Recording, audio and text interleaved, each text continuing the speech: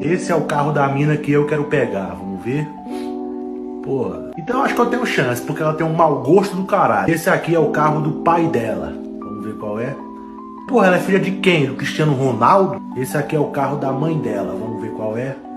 Porra, o pai é o Cristiano Ronaldo e a mãe é o Messi. Vai se f... Esse é o carro do irmão dela. Vamos ver. Opa! O irmão dela é meio fruta, hein?